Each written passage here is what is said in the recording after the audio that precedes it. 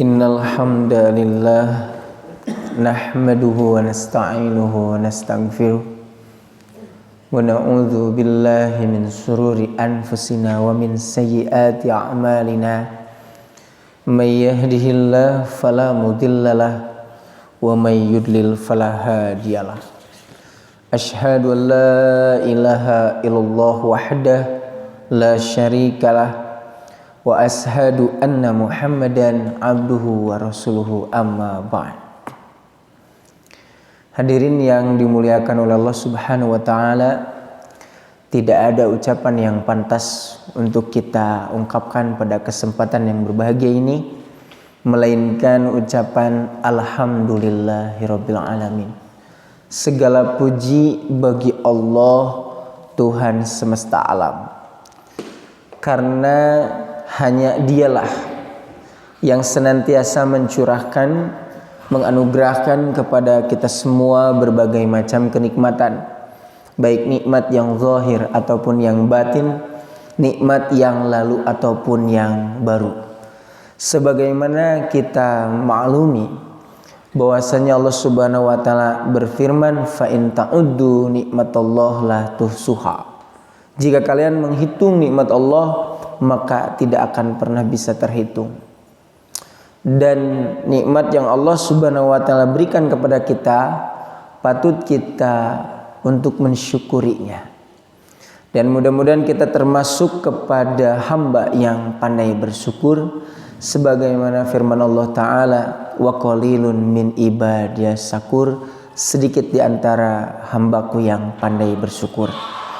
Dan Allah pun mengingatkan kita, la in syakartum la azidannakum.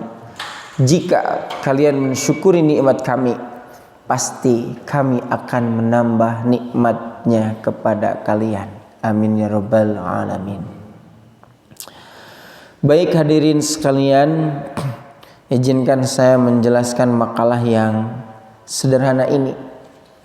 Jadi saya lihat pandangan ulama, demikian pula ahli bahasa berkaitan dengan dunia. Karena memang kita mesti memahami satu kosakata dengan benar. Karena ketika kita memahami satu kosakata itu dengan benar, maka sikap kita akan benar pula. Tetapi kalau salah memahaminya, maka akan salah kaprah sikap kita juga. Contoh misal, ketika kita mendengar istilah syukuran, Pak Bu, kan seringnya mendengar istilah syukuran yang tergambar sama Bapak dan Ibu apa? Makan-makan gitu kan. Besek gitu kan ya Pak ya. Jadi ketika ada istilah syukuran, ya, lalu ibu misalkan ditanya sama yang lain, Bu, ibu mau syukuran enggak gitu kan? Maka yang terfikir adalah harus membuat makanan-makanan dan mengundang orang-orang. Ternyata pada saat itu ibu tidak memiliki harta atau uang untuk mewujudkan itu.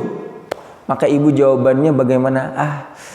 Untuk kali ini saya tidak syukuran. Kalau tidak syukuran berarti ibu sedang apa? Kufuran, itu kebalikannya ya Pak ya. Ini menunjukkan ketika makna syukuran salah dipahami, hajatan, makan-makan gitu Pak ya, maka nanti terbayangnya untuk bersyukur itu susah ya. Nah ini contoh ketika kita salah memahami syukur. Demikian pula makna sabar. Kalau kita salah memahami makna sabar, maka akan salah sikap kita juga. Apa di kita Pak istilah sabar artinya? Jadi ketika orang mendengar Bapak itu harus sabar, itu artinya apa? Menahan atau diam, itu artinya itu. Bapak Ibu harus sabar. Itu secara tidak langsung, orang yang berbicara itu menyuruh Bapak dan Ibu untuk diam gitu. Makanya ketika ada adzan subuh, itu kan, siapa orang yang sabar? Yang pergi ke masjid atau yang tidak ke masjid? Yang tidak ke masjid kan? Karena tadi Pak, arti sabar itu diam. Ya, ini contoh saja. Ketika kita salah memahami satu istilah, maka sikap kita pun akan salah. Justru hadirin sekalian, satu kosakata itu kalau kita memahami dengan benar, di sanalah power kosakata itu. Kalau kita tidak benar, maka tidak ada power kosakata atau makna lafaz dan istilah itu. Seperti halnya kita mendengar istilah dunia. Apa sih yang terbayang berkaitan dengan dunia? Makanya hadirin yang dimuliakan oleh Allah Subhanahu wa taala, saya menjelaskan ini supaya jelas pandangan terhadap dunia. Benar, Pak. Kenapa sih dunia disebut dunia begitu? Nah, makanya saya akan menjelaskan dari tinjauan bahasa. Hadirin yang dimuliakan oleh Allah Subhanahu wa taala, dunia dalam versi Indonesia. Kalau dalam versi bahasa Sunda, dunia. Bahasa Sunda itu, Pak. Kedua-duanya merupakan bahasa serapan, jadi bukan bahasa asli. Itu ngambil dari bahasa yang lain, yaitu bahasa Arab. Qadarullah hadirin sekalian, bahasa Arab ya, itu merupakan bahasa Al-Quran. Makanya di dalam Al-Quran sering kita mendengar istilah dunia. Innamad dunya laibun walahun wa mal hayatud bal tu'sirunal hayatad. Jadi ad-dunya itu senantiasa disandarkan kepada kehidupan al-hayat, kehidupan ad-dunya. Nah, saat ini kita akan memahami itu. Apa sih dunia menurut bahasa aslinya, yaitu bahasa Arab. Karena memang hadirin sekalian, ketika satu kosakata kita pahami dari bahasa aslinya, maka akan kena makna yang sesungguhnya. Kenapa Allah Subhanahu wa taala menyebut kehidupan dunia ini adalah kehidupan dunia? Karena itu di sini disebutkan dalam kitab Min Kunuz As-Sunnah karangan Ali As-Sabuni. Ali As-Sabuni, Pak, beliau adalah ahli bahasa karena memang karya-karya beliau itu banyak. Min Kunuz As-Sunnah, karya sarah hadisnya. Jadi hadis-hadis pilihan yang beliau sarahi. Tafsirnya namanya adalah Sofwatut Tafasir. Demikian pula ada tafsir ahkamnya, yaitu Rawa'iul Bayan. Dan beliau mensarahi hadis-hadis Imam Al-Bukhari. Jadi Sahih Al-Bukhari itu kita sering mendengar Fathul Bari, yang mengarangnya itu adalah Ibnu Hajar Al-Asqalani, Pak. Nah, beliau juga sama mensarahi hadis-hadis Bukhari. Namanya adalah, nama kitabnya As-Sarhul Muyassar, syarah yang paling mudah gitu. Karena beliau kalau menjelaskan satu hadis atau satu ayat itu sangat ringan untuk dipahami itu. Nah, beliau mengatakan dalam kitabnya, hiya mustaqun minad dunuwi. Jadi dunia itu diambil dari kata ad-dunuwu. Apa sih artinya ad-dunuwu? Ad-dunuwu itu artinya dekat, Pak. Kenapa dunia diambil dari kata ad-dunuwu yang artinya dekat? Di sini sebutkan alasannya, likur biha ilaina, karena dekat dengan kita, betul? Dunia itu dekat dengan kita? Betul. Berkaitan dengan dunia, kalau merasakan sesuatu maka tidak akan dinantikan, tidak akan ditunda-tunda. Jadi kalau Bapak makan akan terasa langsung. Kalau minum, kalau melihat pemandangan, jadi berkaitan dengan dunia itu dekat rasanya, langsung segera mungkin dirasakannya. Tapi berkaitan dengan akhirat, makanya kenapa disebut yaumil akhir, hari akhir. Itu istilahnya itu senantiasa apa yang berkaitan dengan akhirat itu akhirkan, berkaitan dengan balasan diakhirkan hadirin sekalian. Karena itu manusia berbeda menyikapi dunia dan akhirat. Jadi kalau orang berkaitan dengan dunia itu, dia itu sesegera mungkin gitu untuk dilakukan, karena tadi terasanya langsung. Tapi berkaitan dengan akhirat, dilalaikan. Baik hadirin sekalian, 2 rakaat sebelum subuh kan Nabi mengatakan, rakaatul fajri khairum minad dunya wa ma fiha. 2 rakaat sebelum subuh itu pahalanya lebih baik daripada dunia dan seisinya. Pertanyaannya, banyak orang yang memperjuangkan 2 rakaat sebelum subuh itu tidak. Kalau dunia dan seisinya dinominalkan, diuangkan, kira-kira sabarahaun Pak? Dunia dan seisinya, wah, tidak ternilai barangkali ya. Tapi karena berkaitan dengan akhirat, jadi tidak terasa. Lebih baik daripada dunia dan seisinya itu tidak kita rasakan langsung, karena tadi kan istilah juga akhirat diakhirkan. Begitu. Coba kalau misalkan ditulis nih di papan tulis, siapa yang sholat 2 rakaat sebelum subuh maka akan diberikan masing-masing 10 juta. Kira-kira masjid ini bagaimana?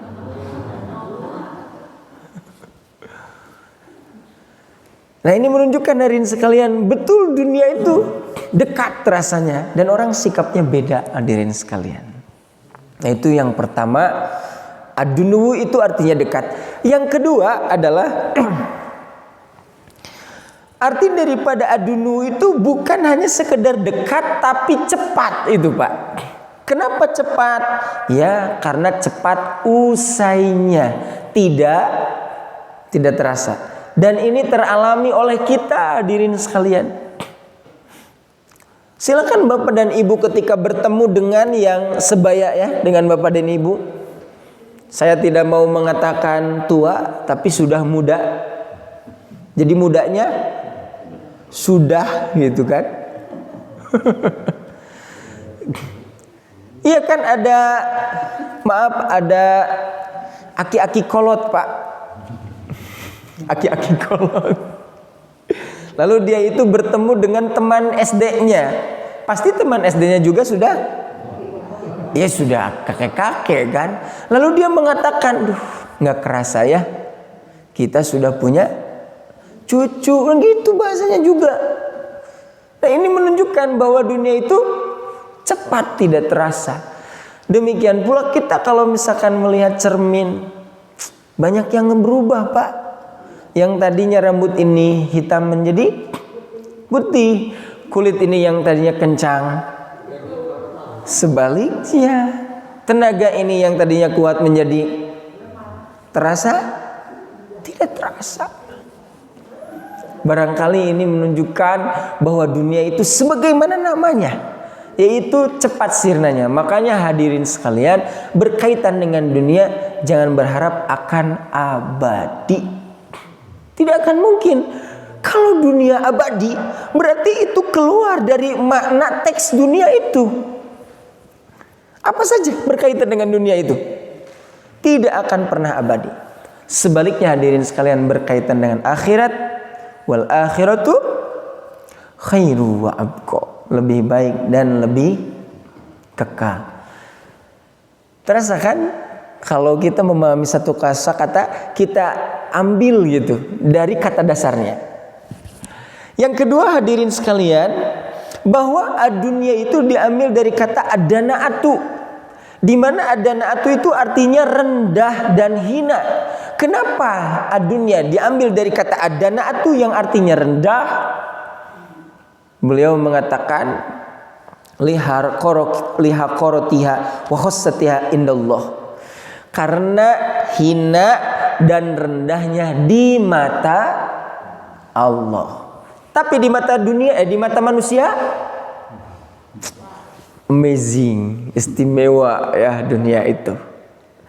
Tapi sekali lagi hadirin sekalian, di mata Allah itu tidak ada apa-apanya. Makanya Allah bijaksana, Allah adil. Menilai kemuliaan manusia itu bukan berdasarkan dunianya. Kenapa? Karena kan tadi dunia itu di mata Allah Subhanahu wa taala tidak ada nilainya. Karena itu tidak akan menjadi patokan untuk kemuliaan seseorang. Hadirin yang dimuliakan oleh Allah Subhanahu wa taala. Bukan kebendaan yang ada di dunia yang akan menolong kita, bukan, Pak. Bukan rumah yang mewah, kendaraan yang dibaliknya, mohon maaf, bukan rumah yang megah, kendaraan yang mewah, harta yang melimpah yang akan menolong kita, itu bukan. Tapi bagaimana menyikapi itu semua yang akan menolong kita itu. Jadi rumahnya sederhana, tetapi senantiasa dibacakan ayat suci Al-Quran di sana. Sekali lagi, bukan kebendaannya yang menolong itu, tapi kebendaan itu digunakan dalam fisabilillah, di jalan Allah, itu yang akan menolongnya. Makanya Nabi mengatakan, la taj'alu buyutakum kuburon, janganlah engkau menjadikan rumah kalian itu kuburan. Maksudnya rumahnya itu sepi dari ayat-ayat Allah. Hadirin sekalian, bukan kendaraannya yang akan menolong itu, tapi kendaraan itu digunakan untuk apa? Bukan hartanya yang akan menolong itu, tapi harta itu digunakan untuk apa? Disedekahkan, dijakati, atau diinfakkan, itu yang akan menolong kita. Jadi bukan zatnya yang akan menolong kita itu. Hadirin yang dimuliakan oleh Allah Subhanahu wa taala. Makanya ada seseorang yang dia itu tadinya belum punya apa-apa, istimewa ibadahnya, Pak.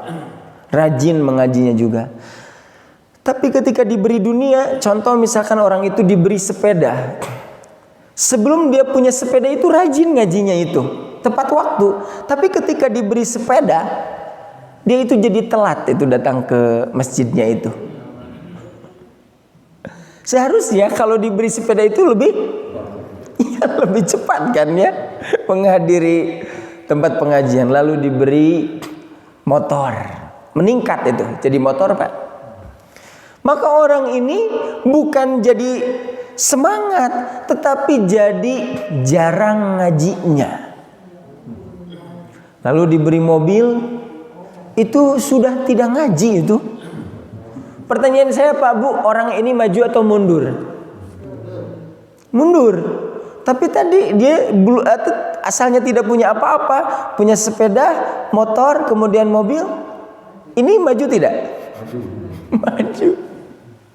Makanya orang ini maju dari segi dunia, tapi mundur dari segi akhirat. Mohon maaf, Bapak Ibu tahu enggak hewan namanya itu undur-undur? Pernah tahu? Undur-undur? Pertanyaan saya, kenapa undur-undur disebut undur-undur?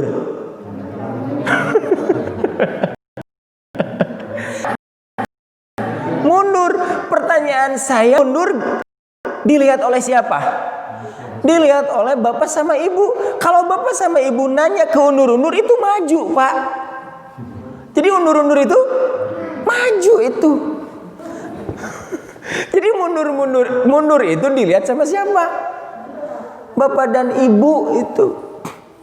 Jadi nanti ada orang kacamata dunia, kacamata agama, dia itu mundur, tapi menurut dirinya majunya itu kayak undur-undur itu orang itu. Hadirin yang dimuliakan oleh Allah Subhanahu wa taala, karena itu berkaitan dengan dunia, Pak. Kebendaan itu ya tergantung orang yang memilikinya. Bisa menyelamatkan, bisa membinasakan. Sekali lagi, apakah seseorang yang kaya raya akan dinilai oleh Allah Subhanahu wa taala pasti mulia? Jawabannya belum tentu. Demikian pula seseorang yang dia itu sederhana, apakah hina? Tidak. Karena kemuliaan itu dilihat daripada ketakwaan. Nah itu barangkali hadirin yang dimuliakan oleh Allah Subhanahu wa taala, dunia ditinjau dari segi bahasa diambil dari kata yang pertama adunu yang artinya dekat dan cepat. Yang kedua yaitu diambil dari kata adanaatu yang artinya rendah. Baik, kita teruskan penjelasan kita. Sekarang dunia pandangan para ulama, karena mereka para ulama itu ya senantiasa apa? Senantiasa mengambil kesimpulan daripada ayat Quran dan al-hadis supaya mudah untuk dipahami. Salah satunya beliau mengatakan ad-dunya mazra'atul akhirah. Dunia adalah tempat bercocok tanam akhirat. Ini Pak istimewa ucapan ini. Maksudnya apa? Bahwasanya dunia tempat beramal. Sedangkan akhirat tempat menuai hasil hadirin sekalian. Karena memang Al-Maroghi mengatakan fahunaka al-jaza'u, di sana itu adalah al-jaza'u, balasan bila amalin, tanpa ada amal di sana itu. Wahuna, sedangkan di sini al-amalu wala jaza'a, beramal tanpa ada balasan. Apakah bapak dan ibu setelah melaksanakan sholat subuh ada balasannya di dunia? Orang sholat Jum'ah, sodakoh dan yang lainnya, kita di dunia hanya sekedar beramal. Nanti apa balasan itu akan kita tuai di masa nanti di akhirat hadirin sekalian. Kalau saya mau tanya, mana yang lama? Menanam atau menuai hasil?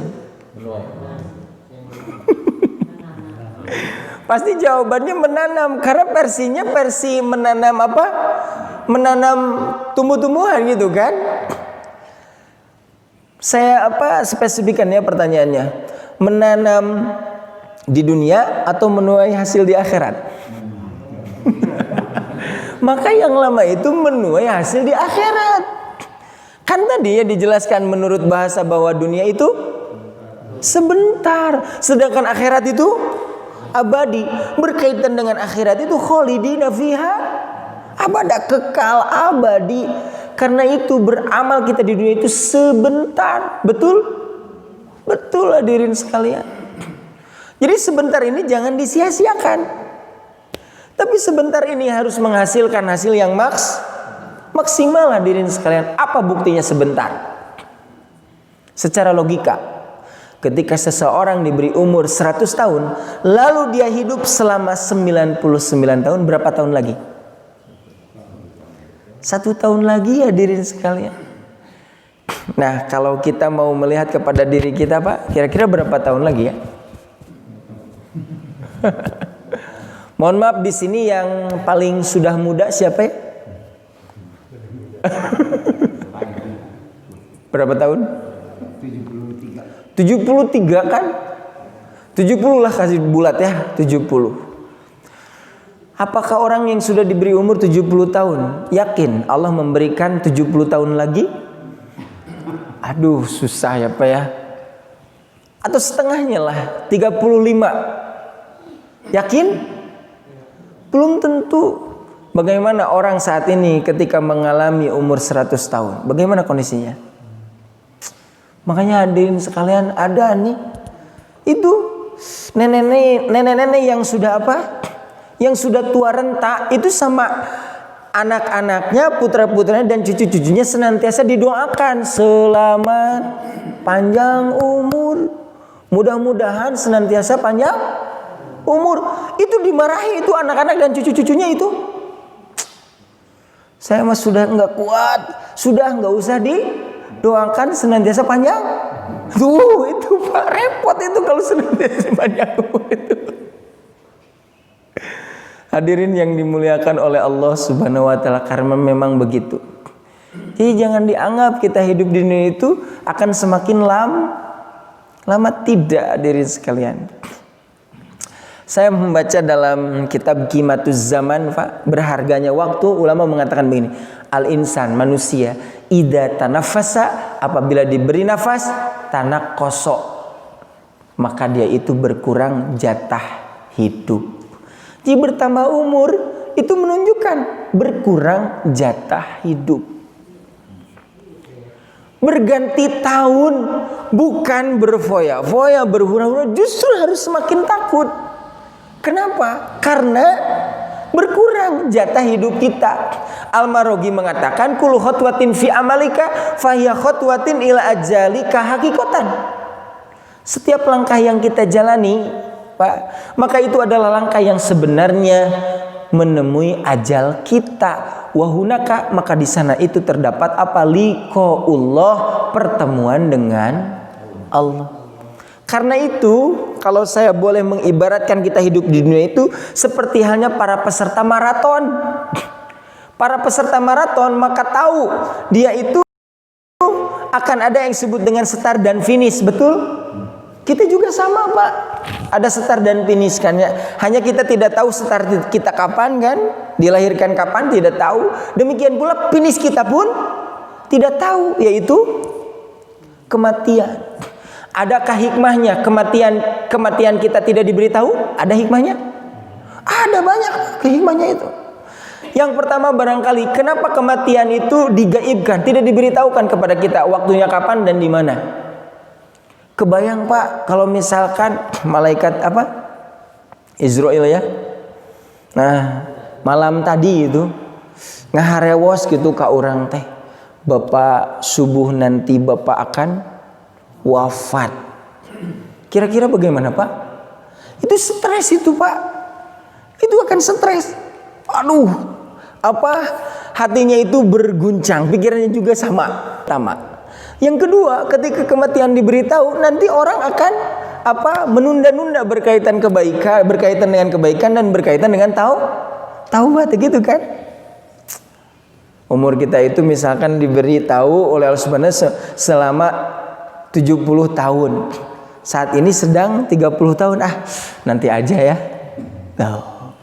Karena itu kenapa tidak diberitahu? Supaya bersiap setiap waktu, setiap kondisi.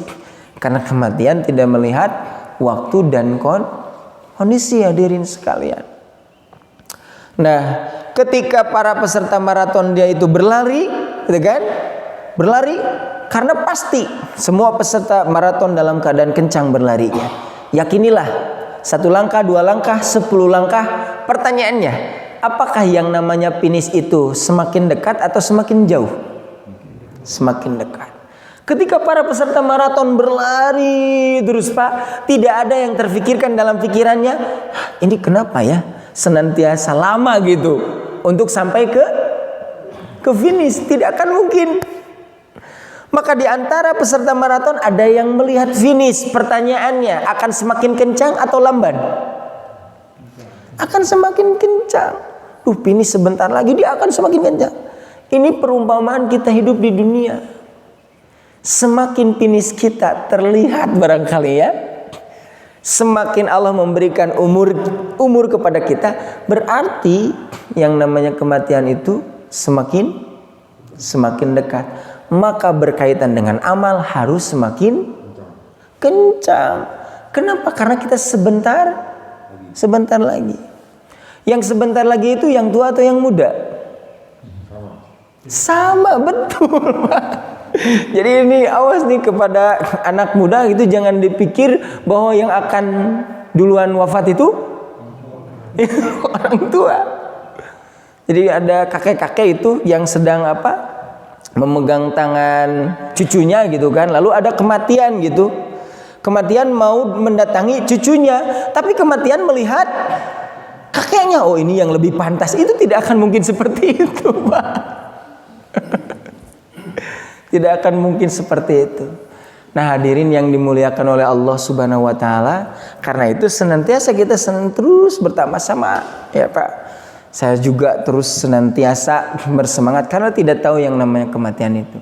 Yang jelas kematian itu adalah memutuskan amal. Artinya memutuskan tanaman kita, yaitu beramal. Hadis Nabi, idza mata ibnu adama in qata'a amaluhu. Apabila manusia wafat, maka semua amalnya akan yang biasanya sholat setelah wafat disolati, yang biasanya berdoa setelah wafat didoakan, yang biasanya mandi setelah wafat Sudah Pak, habis beramal itu sudah habis. Karena itu hadirin sekalian, ketika kita mengetahui bahwa kematian itu akan memutuskan amal kita, maka saat ini harus memiliki amal yang senantiasa hidup meskipun kita telah mati. Paham ya? Amal yang senantiasa hidup meskipun kita telah mati. Ada 3 amal Pak. Meskipun kita telah mati, tapi pahalanya akan terus mengalir. Yaitu apa? Yang pertama adalah sedekah jariyah, kemudian ilmu yang bermanfaat, dan anak yang soleh. Kenapa kita mesti memiliki di antara 3 perkara ini Pak? Karena kalau kita mengandalkan amal yang kita lakukan semasa hidup, itu habis Pak ketika bertemu dengan Allah Subhanahu wa Ta'ala. Baik, kita hitung ya. Kita misalkan oleh Allah Subhanahu wa Ta'ala diberikan umur selama 60 tahun. Misal, kira-kira catatan amal kita itu yang sudah dinilai berapa tahun? 40 tahun ya. 40 tahun karena kan dipotong masa balik kan? Ya. 40 tahun Pak. Kita itu beramal itu. Pertanyaannya, apakah 40 tahun ini semuanya baik? Tidak. Mau dikurang berapa tahun Pak?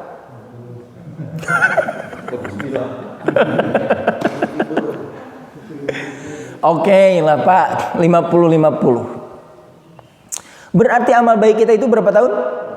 20 tahun. Murni Pak ini kebaikannya. Pertanyaannya, apakah kebaikan ini pasti ikhlas?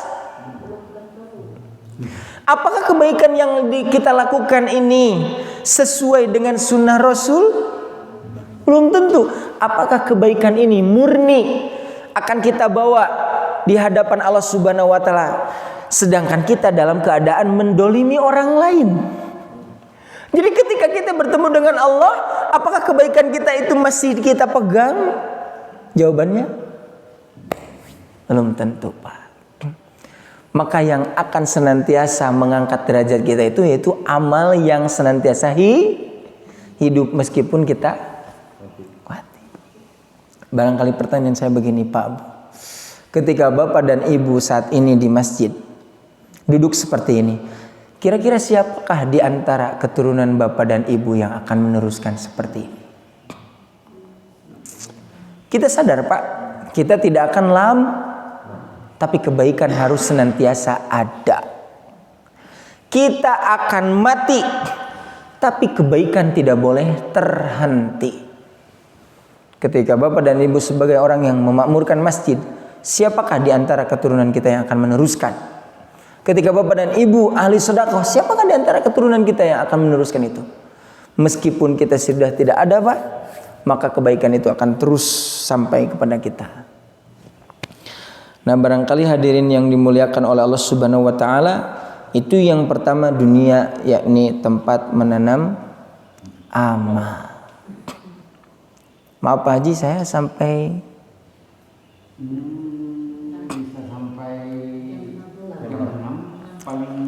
paling lama ya. Oke. Baik, itu yang pertama Pak. Jadi yang pertama itu apa yang mesti kita ambil, silahkan untuk beramal di dunia itu. Waktunya sebentar. Sedangkan akhirat tempat menuai hasil. Jadi beramal itu sebentar hadirin sekalian. Sedangkan menuai hasil itu lama. Yang kedua, adunya darub tilain. Dunia itu tempat ujian. Ini istimewa bahasanya itu. Di dalam bahasa Arab Pak, yang suka kita kenal baitun. Apa itu baitun artinya? Rumah. Dalam bahasa Arab itu, rumah itu ada beberapa bahasa yang disebutkan padanya. Yang pertama baitun, rumah. Kemudian yang kedua darun Pak. Darun juga rumah. Demikian pula yang ketiga adalah manzilun. Ini memiliki konotasi yang berbeda. Kenapa rumah disebut baitun? Baitun itu artinya adalah bata yabitu baitan. Artinya tempat untuk bermalam. Karena memang rumah digunakan untuk bermalam. Yang kedua, kenapa disebut manzilun? Manzilun itu dari kata nazala yanzilu, artinya turun. Karena memang manzilun itu artinya tempat turun. Ketika bapak dan ibu berkendaraan mau ke rumah itu mesti turun dulu gitu. Yang ketiga, kenapa rumah disebut darun? Darun itu artinya, asal katanya adalah dari daro yaduru dauron. Artinya itu berputar. Di kita ada istilah daur ulang. Berputar gitu Pak. Kenapa rumah disebut darun? Karena bapak dan ibu senantiasa berputar di rumah itu. Jadi ke kamar mandi gitu kan ya Pak. Kemudian ke ruang tidur, ke ruang tamu, seperti itu. Sama, dunia juga merupakan tempat berputar. Itu bolak-balik terus gitu. Kerja ke rumah, refreshing, dan itu seperti itu. Dan semuanya itu adalah ujian. Jadi semua itu adalah ujian, berkaitan dengan dunia, semuanya itu adalah ujian, hadirin sekalian. Makanya bapak sama ibu kalau tidak mau diuji, syaratnya satu, jangan ada. Nah itu Pak. Jadi selama di dunia pasti diuji, hadirin sekalian. Banyak ayat-ayat berkaitan dengan ujian Pak. Kalau masa Allah Subhanahu wa Ta'ala ketika orang-orang mengatakan beriman tidak diuji, tidak akan mungkin, pasti diuji. Ada berapakah ujian yang Allah Subhanahu wa Ta'ala berikan? Kalau saya melihat Al-Quran, maka ada 2 yang akan diuji berkaitan dengan hamba Allah itu. Yang pertama dari segi amal Pak. Dari segi amal kita itu diuji. Allah Subhanahu wa Ta'ala berfirman, Alladzi khalaqal mauta wal hayata, yang menjadikan mati dan hidup, liyabluwakum ayyukum ahsanu, supaya dia menguji kamu, siapa di antara kamu yang lebih baik amalnya. Jadi berkaitan dengan amal. Karena memang berkaitan dengan amal itu ada tingkatannya begitu. Contoh misalkan orang yang belajar seperti bapak dan ibu menuntut ilmu, itu beda-beda orangnya. Ya, ada yang datang ke masjid untuk mencari ilmu itu Pak. Jasadnya ada di masjid itu, tapi pikirannya keluar gitu kan. Ada juga yang senantiasa tunduk gitu. Ditunduk seperti ini. Jadi kalau misalkan yang sedang ngaji tunduk, itu ada 2 kemungkinan. Ada yang melihat makalah gini, ada yang ada yang tidur. Itu kan ya. Ada yang melihat makalah, ada yang tidur. Itu bisa dilihat perbedaannya. Kalau yang melihat makalah, jadi posisi kepalanya itu tunduk, kemudian lihat lagi, tunduk, kemudian lihat lagi. Tapi kalau orang yang tidur itu, ini seperti ini terus Pak, gitu. Tapi di sini tidak ada Pak ya, tidak ada di sini. Wah ini semuanya semangat itu belajarnya, melihat semua fokus kepada pembahasan. Nanti ada orang yang belajar itu betul-betul memperhatikan ya apa yang disampaikan. Maka jadilah orang yang terbaik berkaitan dengan mencari ilmu. Liyabluwakum ayyukum ahsanu amala. Berkaitan dengan sedekah, jadilah orang yang terbaik berkaitan dengan sedekah. Ada kan orang yang bersedekah itu banyak tapi ria. Kalau saya sedikit tapi ikhlas, itu suka dijadikan pertanyaan Pak itu ke Ustadz itu. Ustadz, mana yang lebih baik gitu kan? Sedekahnya banyak tapi ria, kalau ini sedikit tapi ikhlas, mana yang lebih baik? Banyak tapi, nah itu, jadilah orang yang terbaik berkaitan dengan sedekah. Itu sudah tidak usah ditanyakan yang seperti itu ya. Termasuk hadirin sekalian berkaitan dengan sholat subuh gitu. Berkaitan dengan sholat subuh ya. Ada orang yang sholat subuh itu di awal waktu, tapi bacaan suratnya itu pendek-pendek gitu. Ada juga orang yang sholat subuh itu di akhir waktu. Di akhir waktu. Sholatnya itu siang, kesiangan Pak. Tapi baca suratnya panjang. Bu, Pak, milih yang mana? Nah, di awal waktu lagi panjang. Ya Pak, hadirin sekalian berkaitan dengan sholat subuh istimewa. Mesti lebih diperhatikan daripada sholat-sholat yang lain. Kenapa? Karena sholat subuh itu ada keistimewaan. Dalam Quran surat Al-Isra kan, aqimis sholata liduluki samsi ila ghasaqil lail wa qur'anal fajri. Dirikanlah oleh kamu sholat ketika tergelincir matahari sampai gelap malam. Coba Pak, ayat ini sangat istimewa. Allah Subhanahu wa taala menyebutkan sholat duhur, asar, kemudian maghrib dan isya itu disekaliguskan Pak dengan ungkapan liduluki syamsi ila ghasaqil lail. Tapi penyebutan sholat subuh disebutkan secara spesial, yaitu wa qur'anal fajri. Kenapa Allah tidak berfirman seperti ini? Aqimis sholata liduluki syamsi ila Qur'anil. Kenapa tidak langsung disebutkan? Tapi Allah Subhanahu wa taala menyebutkan sholat subuh secara spesial. Ini menunjukkan di sana itu ada Jadi yang tadinya dia itu seharusnya masuk yang umum, tapi dikeluarkan begitu. Itu berarti istimewa. Dan ini kita temukan dalam ayat yang lain.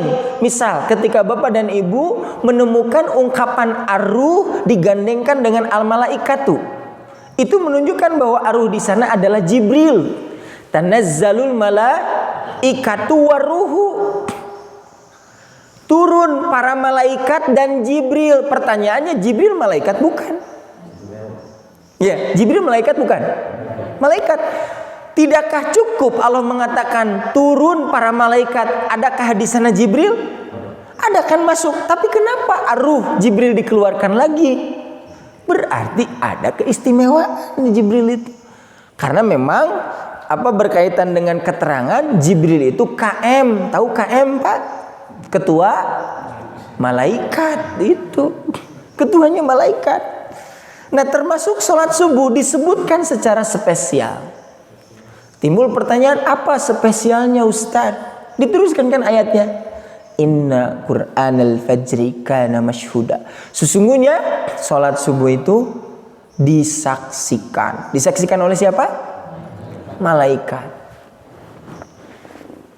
Menurut keterangan malaikatul laili wa malaikatun nahar. Malaikat siang dan malaikat malam Pak. Itu. Kalau sholat duhur dan asar yang memperhatikannya siapa? Malaikat siang. Maghrib dan isya malaikat malam. Tapi kalau sholat subuh, malaikat siang dan malam itu menghadiri.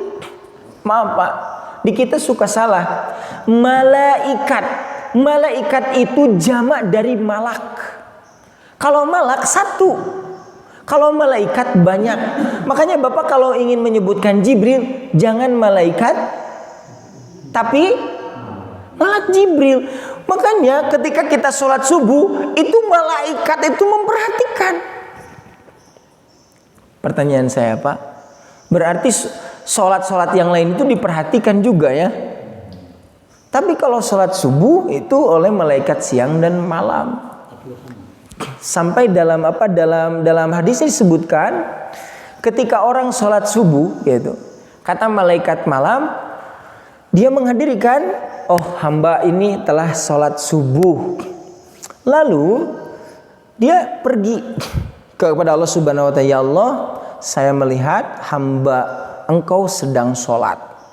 Kemudian datang malaikat siang dan melihat hamba itu masih sedang sholat. Begitu. Maka hamba tersebut, malaikat tersebut kembali lagi kepada Allah. Ya Allah, saya melihat hamba engkau sedang sholat. Pada saat itu Allah mengatakan, Ishhadu, saksikanlah oleh kalian, Inni ghafartu lahum, sesungguhnya aku telah mengampuni mereka. Hadirin sekalian. Nanti berkaitan dengan subuh itu ada lagi Pak. Jadi ketika datang adzan subuh, dia sedang tidur gitu. Maka malaikat malam melihat dia masih sedang tidur. Itu laporan kepada Allah. Ya Allah, hamba engkau sedang tidur. Lalu datang malaikat siang, masih sedang. Itu laporan lagi kepada Allah Subhanahu wa ta'ala. Pertanyaannya, apakah Allah akan mengatakan ini qad ghafartu lahum, sesungguhnya aku pasti akan mengampuni mereka? Pasti tidak, hadirin sekalian. Kalau di sini banyak mana Pak ya sholat subuh sama sholat Jum'ah? Sholat Jum'ah ya, itu seharusnya terbalik, yang banyak itu sholat subuhnya. Seharusnya. Kenapa tadi keutamaannya Pak? Kalau sholat Jum'ah, ya sholat Jum'ah itu diperhatikannya oleh malaikat siang. Kalau sholat subuh malaikat siang dan malaikat malam. Apa perbedaannya sholat subuh dengan sholat Jum'ah? Sholat subuh wajib tidak? Kalau sholat Jum'ah sama wajib. Pertanyaan saya lagi, apakah sholat subuh wajib dilaksanakan di masjid? Tidak Pak. Jadi berkaitan dengan sholat di masjid itu keutamaan, tidak wajib. Karena nanti kalau wajib, siapa yang tidak melaksanakan di masjid akan dosa, gitu. Demikian pula berkaitan dengan sholat Jum'ah di masjid wajib? Tidak Pak. Sunnah sama. Lantas keistimewa, mana yang lebih istimewa gitu kan? Sholat subuh, hadirin sekalian. Tapi awas Bapak jangan berpikir begini, oh berarti kalau demikian harus banyak sholat subuh gitu kan? Yang berjamaahnya, sedangkan sholat Jum'ah sedikit saja. Tidak. Ketika sholat Jum'ah banyak, maka sholat subuh harus lebih banyak. Pertanyaannya lagi, kenapa sholat subuh sedikit orang ya? Betul tidak? Kalau dibanding, kan Nabi mengatakan Pak,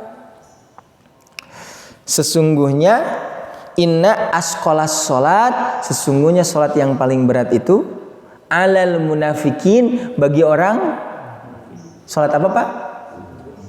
Sholat subuh dan sholat isya. Sholat subuh dan sholat isya, hadirin sekalian. Dan kebanyakan berkaitan dengan sholat subuh itu dikalahkan oleh apa? Dengan duniawi itu Pak. Karena itu kenapa orang munafik, kan dalam surat Al-Munafikun itu ada ungkapan, ada ayat yang menyatakan la tulhikum, janganlah orang yang beriman kalian dilalaikan oleh harta dan juga putra untuk mengingat Allah. Kaitannya adalah siapa yang tergoda oleh kehidupan dunia, nah, maka orang tersebut itu telah terlalaikan dan sebagaimana orang munafik. Hadirin yang dimuliakan oleh Allah Subhanahu wa taala, jadilah orang yang terbaik berkaitan dengan sholat subuh. Ini merupakan ujian bagi kita. Liyabluwakum ayyukum ahsanu amala. Yang kedua, Allah Subhanahu wa taala menguji kita berkaitan dengan apa? Berkaitan dengan qada dan qadar, Pak Bu. Maksudnya apa? Bahwasanya ketentuan yang Allah Subhanahu wa taala berikan kepada kita itu ada yang baik, ada yang buruk. Nah, biasanya kita salah memahami bahwasanya ujian itu senantiasa buruk ya. Ketika kita sakit, maka itu disebut ujian. Ketika kita sedang bangkrut, maka disebut ada kecelakaan, disebut orang. Ketika sakit ujian bukan? Sama, ujian juga. Orang ketika jaya berbisnisnya ujian. Semua kondisi yang ada di dalam kehidupan kita merupakan ujian. Ujiannya apa? Ketika dalam keadaan musibah, maka ujiannya apakah orang tersebut sabar atau tidak. Demikian pula kenapa ketika seseorang kaya raya sama diuji juga. Apa diujinya? Apakah orang tersebut syukur atau. Jadi siapkan saja di dunia ini syukur dan sabar. Sabar bukan aral. Syukur bukan takabur, apalagi kufur. Begitu hadirin sekalian menyikapi kehidupan ini. Makanya Nabi mengatakan ajaban li amril mu'mini, sangat istimewa urusan orang yang beriman. Fa inna amra kullahu khair, sesungguhnya urusan orang yang beriman itu senantiasa berujung kebaikan, berujung pahala. Jadi mau kondisi apapun harus berujung pahala, hadirin sekalian. Falaisa dzaka illa lil mu'mini, hal itu tidak terjadi kecuali kepada orang yang beriman. Sampai Nabi mengatakan, kenapa sampai istimewa? Ida asobat husarro, apabila kesenangan menimpa orang yang beriman, fasyakaro, silakan untuk bersyukur, fakana khairon lah, maka akan menjadi kebaikan, jadi pahala. Wa ida asobatu doro, dan apabila ditimpa yang namanya kesulitan, kesusahan, fasobaro, silakan untuk bersabar. Wa kana fakana khairon lah, maka sabar baginya adalah penyebab pahala. Hadirin yang dimuliakan oleh Allah Subhanahu wa taala. Jadi ketika seseorang dalam keadaan senang, dalam keadaan susah, sama kedua-duanya juga ujian. Hanya yang mesti kita perhatikan itu silih berganti, hadirin sekalian. Jadi dunia ini tidak akan selamanya senang, tidak akan selamanya sedih. Yang senang maka suatu saat akan mengalami kesedihan. Yang sedih pun akan mengalami kesenangan. Selamanya tidak akan ada yang abadi. Seperti halnya membolak-balikan telapak tangan. Contoh Pak, ketika Bapak misalkan ada yang nelpon, Pak, putra Bapak ketabrak, kecelakaan. Pertanyaannya, sedih tidak? Sedih tidak Pak? Sedih. Musibah anugerah. Musibah. Apakah Bapak akan dapat pahala dengan kejadian itu atau dapat dosa? Tergantung menyikapinya. Apakah Bapak sabar atau aral? Menyalahkan Allah atau menyalahkan orang-orang? Gitu kan? Ketika Bapak sabar maka akan menjadi pahala. Lalu Bapak dalam keadaan sedih itu akan berubah menjadi senang lagi Pak. Hilang rasa duka itu ketika Bapak disuruh untuk ke rumah sakit. Lalu Bapak menemui dokter. Kata dokter yang menanganinya, Pak, putra Bapak tidak apa-apa. Pertanyaannya, masih sedih? Tuh berubah ya menjadi apa? Senang lagi. Tapi awas, dalam keadaan senang akan menjadi sedih lagi Pak. Karena dokter mengatakan, mohon maaf Bapak harus ke kasir bayar dulu. Sedih Pak? Sedih lagi. Tapi dalam keadaan sedih itu akan berujung suka lagi Pak. Karena kata kasir, Bapak, putra Bapak itu sudah ada yang bayarin. Senang lagi. Dalam keadaan senang akan sedih lagi. Itu Bapak mau ke ruangan anak gitu kan? Itu kata kasirnya gini, Bapak sini dulu. Mohon maaf Pak, yang sudah dibayarin itu bukan putra Bapak. Sedih lagi. Gitulah Pak, Bu, kehidupan dunia itu seperti itulah. Lantas yang apa ya? Yang menentukan gitu. Yang menentukan baik dan buruk, senang dan susah siapa? Awas Pak, Allah Subhanahu wa taala. Karena itu kan ketentuan. Kalau ditanya Bapak dan Ibu hidup di dunia ingin apa? Ingin senang terus ya, ingin nikmat dalam kebahagiaan terus. Itu tidak bisa, hadirin sekalian. Kehidupan dunia ini adalah ujian. Maka silakan untuk disikapi dengan sabar dan syukur. Nah, itu berkaitan dengan qada dan qadar. Kalau saya mau menyimpulkan yang kedua, dunia merupakan tempat ujian. Yang diuji itu satu berkaitan dengan amal, yang kedua berkaitan dengan takdir. Amal silakan untuk menjadi yang terbaik, berkaitan dengan takdir silakan untuk sabar dan syukur. Gitu saja cara menyikapinya. Yang ketiga, hadirin sekalian, innamad dunya ilal jannah wan nar thariq. Sesungguhnya dunia hanya jalan menuju surga dan neraka. Jadi orang yang masuk surga dan neraka itu harus melalui dunia dulu. Gitu Pak. Artinya tergantung kita. Apakah dunia ini akan dijadikan jalan menuju surga atau neraka? Karena Allah Subhanahu wa taala sudah menyatakan, wa hadainahun najdain. Kami telah menunjukkan dua jalan kepada manusia. Jalan apa? Thariqos syarr wa thariqol khair, jalan kebaikan dan jalan keburukan. Sudah jelas semuanya Pak, jalan keburukan dan jalan kebaikan? Sudah jelas? Sudah semuanya. Karena itu dunia itu dipersembahkan oleh siapa? Oleh Allah kepada siapa? Kepada manusia yang punya akal, yang mengetahui kebaikan dan keburukan. Jadi jelas hadirin sekalian, adil Allah Subhanahu wa taala itu. Dunia ini tidak dipersembahkan kepada manusia kepada hewan yang tidak memiliki akal. Makanya pertanyaannya hadirin sekalian, ketika seseorang melakukan kemaksiatan, tahu tidak itu kemaksiatan? Tahu tidak akibatnya surga atau neraka? Tahu, gitu kan? Ketika seseorang melakukan kebaikan, tahu tidak itu kebaikan? Akibatnya tahu hadirin sekalian. Artinya tergantung kita bagaimana kita memilih. Makanya jangan kita pikirkan seperti ini Pak. Ketika orang soleh, jangan dikira orang yang soleh itu tidak tahu kesalahan. Ketika seseorang taat, jangan dikira orang yang taat itu tahu kemaksiatan. Orang yang melaksanakan ketaatan tahu kok kemaksiatan. Demikian pula orang yang maksiat tahu perbuatan taat, tahu, hanya dia memilih kemaksiatan. Ketika seseorang melakukan ketaatan, dia memilih ketaatan. Jadi berkaitan dengan dunia ini, silahkan untuk kita sikapi dengan benar. Apakah jalan menuju surga dan neraka mudah? Kedua-duanya mudah. Mudah Pak, kedua-duanya. Ini ayatnya disebutkan.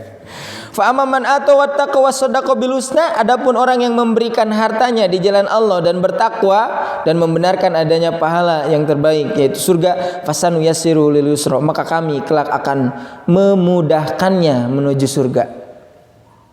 Bapak sama Ibu punya harta, mudah untuk disedekahkan? Mudah. Tidak susah ya. Wa amman bahila wastagna wa kadzdzaba bil husna, fasanu yassiru lil usra. Siapa yang bakhil dan siapa yang merasa cukup dan dia mendustakan yang namanya pahala terbaik, fasanu yassiruhu lil usra, maka kami akan mudahkan juga menuju neraka. Ketika punya harta, mudah untuk dibakhilkan, untuk ditahan mudah juga. Orang pergi ke masjid mudah? Tidak ke masjid? Lebih mudah ya Pak ya.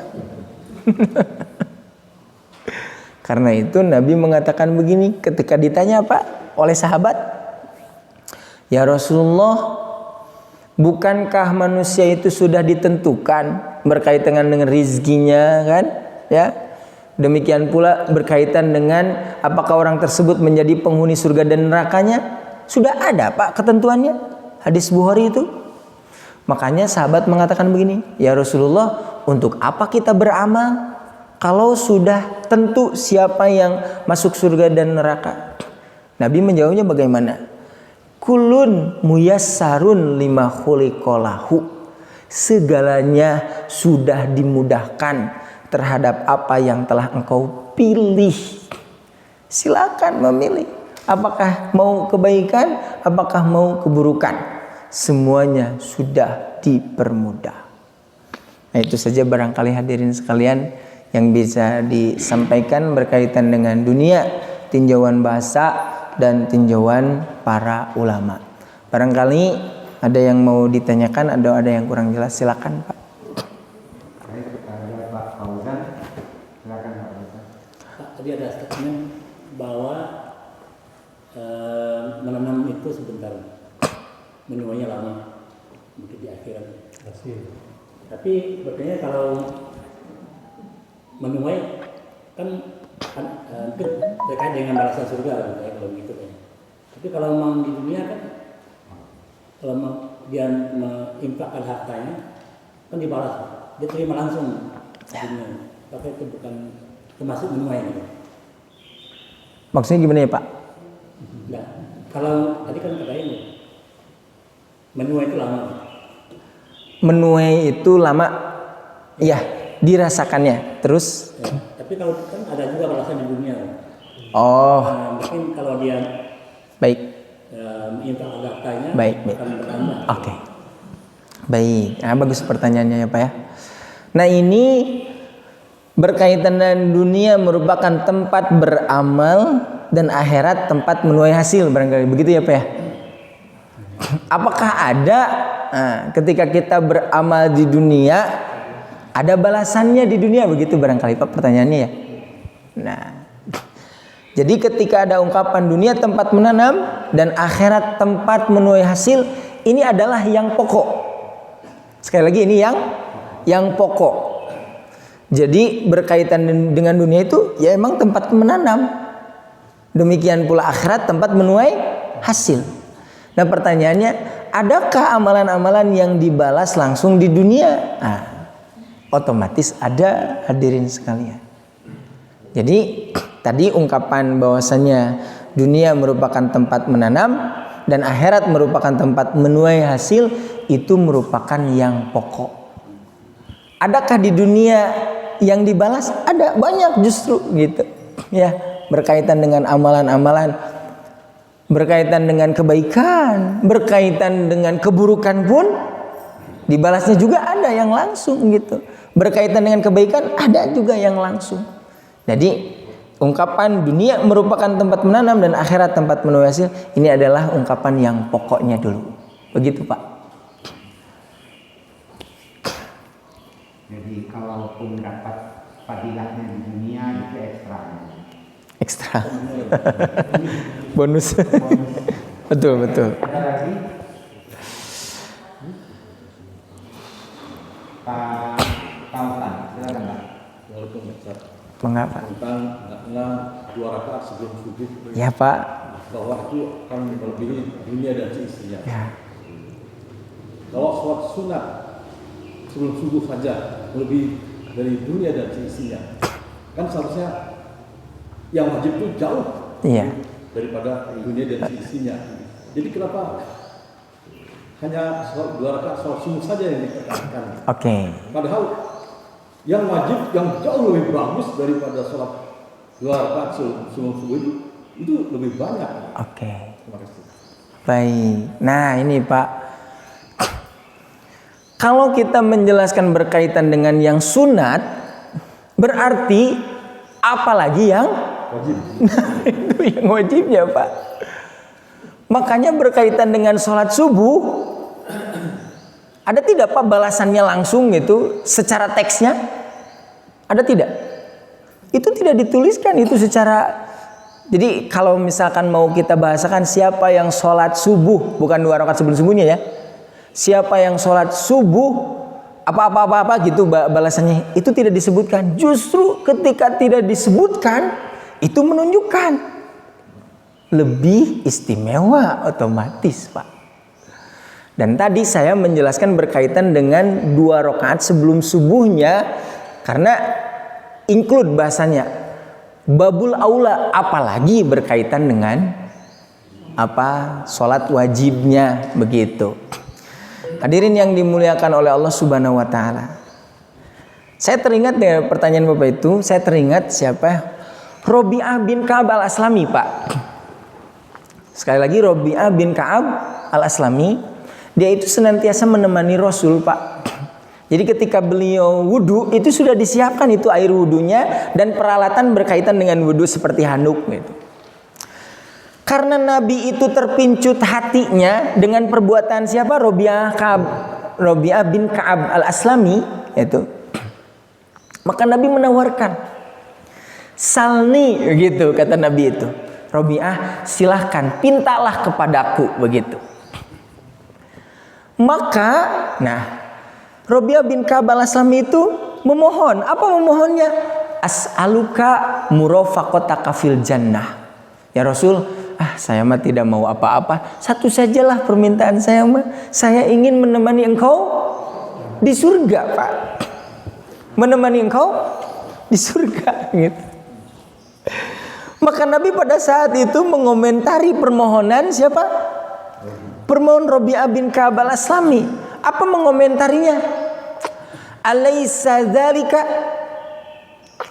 apakah tidak ada yang lain? Begitu. Kata Nabi, ungkapan seperti itu merasa keberatan. Duh, surga ya gitu. Jadi Nabi itu tidak pantas. Tapi menurut Rabi'ah bin Ka'ab pantas karena beliau Nabi. Setiap doanya itu pasti dikabulkan. Demikian pula pertanyaan itu sekaligus menyindir kepada Rabi'ah bin Ka'ab al-Aslami. Apa sindirannya? Apakah engkau mampu untuk menemani aku di surga? Apakah engkau akan bersemangat gitu? Jadi permohonannya itu apakah hanya sekedar harapan saja atau mau diwujudkan dengan usahanya? Maka Rabi'ah bin Ka'ab al-Aslami ketika ditanya, adakah yang lain? Jangan yang itu dong, begitu. Maka Rabi'ah bin Ka'ab al-Aslami mengatakan, la, tidak ada. Hanya itu saja. Begitu dikuatkan, Pak. Maka pada saat itu Nabi, oh berarti orang ini betul-betul ingin menemani aku di surga. Maka apa jawabannya? Ini silahkan kamu untuk melakukan ini. Ini maka tolonglah aku ala dalika atas dirimu. Bikasroti sujud, dengan memperbanyak sujud. Maksudnya apa memperbanyak sujud itu? Sholat sunat, Pak. Kalau bapak dan ibu ingin menemani Rasulullah Sallallahu Alaihi Wasallam, memperbanyak sholat sunat. Sholat wajibnya bagaimana? Apalagi begitu, hadirin sekalian. Baik. Berkaitan dengan sholat sunat itu istimewa, betul, bagus pertanyaannya itu. Apa? Yaitu melengkapi kekurangan yang ada di sholat wajib. Karena kita sadar berkaitan dengan sholat wajib itu ada kekurangan ya Pak ya. Jadi kalau kita nilai gitu dari sholat wajib yang kita lakukan itu 100 nilainya enggak. Itu ya terkadang tidak khusyuk, bacaannya kemana, pikirannya mana kan. Nah itu cara dilengkapinya itu dengan sholat sunat. Lalu ada orang yang hanya sholat sunat saja.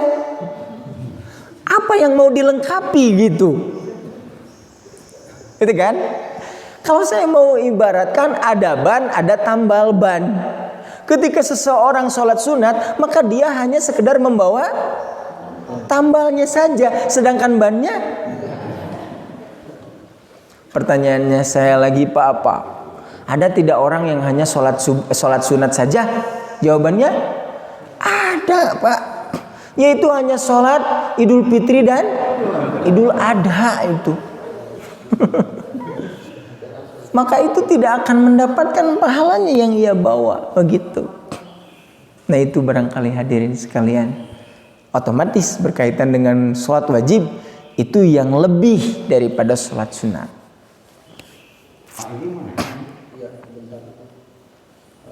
Bagaimana dengan ungkapan kalau kita mengejar akhirat bahwa dunianya akan terbawa? Kadang kalau kita mengejar dunia cuma dunia saja, tapi akhiratnya tidak mendapatkan dunia saja. Baik, betul Pak dengan ucapan itu ya. Jadi ketika seseorang mengejar akhirat, maka dunia akan terpenuhi. Tapi kalau mengejar dunia, belum tentu akhirat akan terpenuhi. Baik. Contoh saja untuk memahami ini ya. Ketika seseorang melaksanakan sholat, berarti sholat berkaitan dengan dunia atau akhirat? Akhirat ya. Jadi orang Pak betul-betul memperhatikan apanya? Sholatnya. Pertanyaan saya, apakah dia akan dibaju? Apakah dia akan berusaha menutup aurat? Akan berusaha menutup aurat. Tapi orang yang dibaju pasti sholat? Orang yang menutupi aurat pasti sholat? Jawabannya Belum tentu hadirin sekalian. Itu contoh yang sederhana. Yang lainnya, ketika seseorang disuruh untuk berwudu, pasti tidak dia cuci muka. Kalau wudu itu kaitannya akhirat atau dunia? Akhirat. Kalau cuci muka, dunia, Pak. Ketika seseorang disuruh untuk berwudu, pasti cuci muka. Kalau orang cuci muka, pasti disebut wudu. Tuh. Lagi-lagi ini contoh ya. Kalau orang betul-betul terhadap akhirat itu insya Allah ya, berkaitan dengan dunianya. Makanya, nah ini nih ayatnya itu. Ayatnya itu begini. Wabtagi fima atakallah walatansa nasibaka minad dunya. Mohon maaf, jangan terbalik dipahaminya. Jadi berkaitan dengan akhirat itu harus diharapkan. Wabtagi, harapkanlah berkaitan dengan akhirat. Sedangkan dunia walatansa, jangan lupa. Kalau kita terbalik Pak, ingat dunia, jangan lupa. Seperti itu, jangan lupa akhirat. Mohon maaf Pak, ini terbalik. Sekali lagi ya, ingat dunia, jangan lupa akhirat. Kalau saya mau meneliti ungkapan ini Pak, apa bedanya? Ingatlah dengan jangan lupa, apa bedanya Pak? Ingatlah surat Al-Baqarah. Janganlah lupa surat Al-Baqarah. Apa bedanya ingatlah dengan jangan lupa?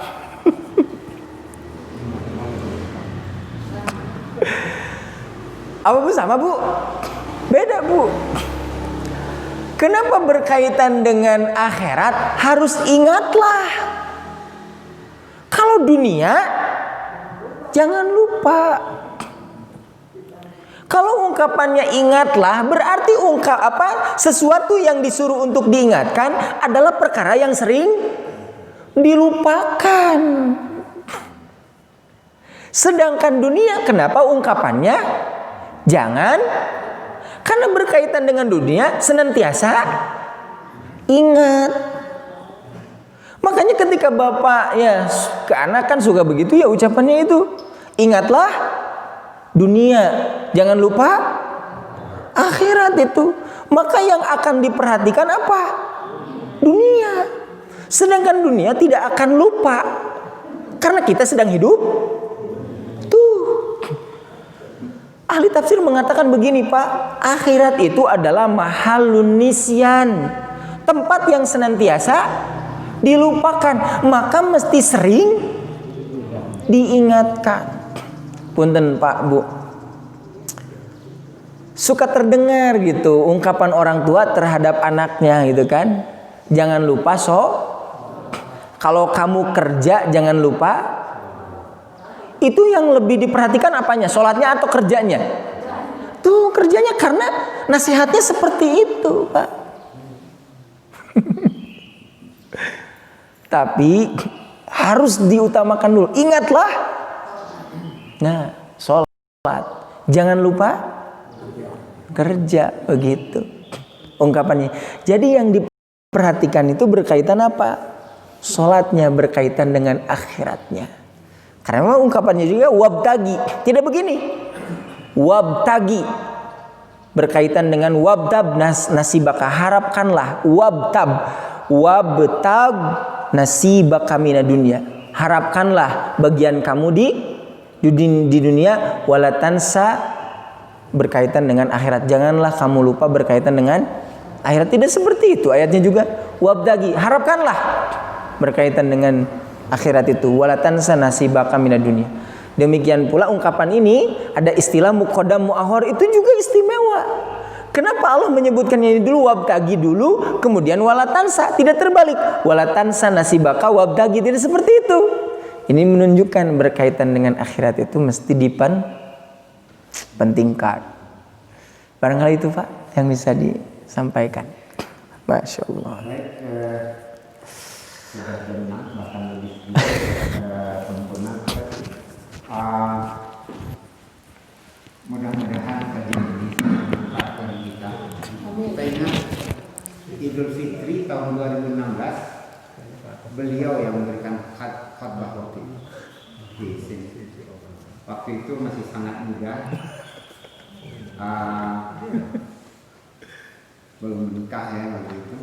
Dan alhamdulillah saat ini beliau sudah punya 2 orang putra.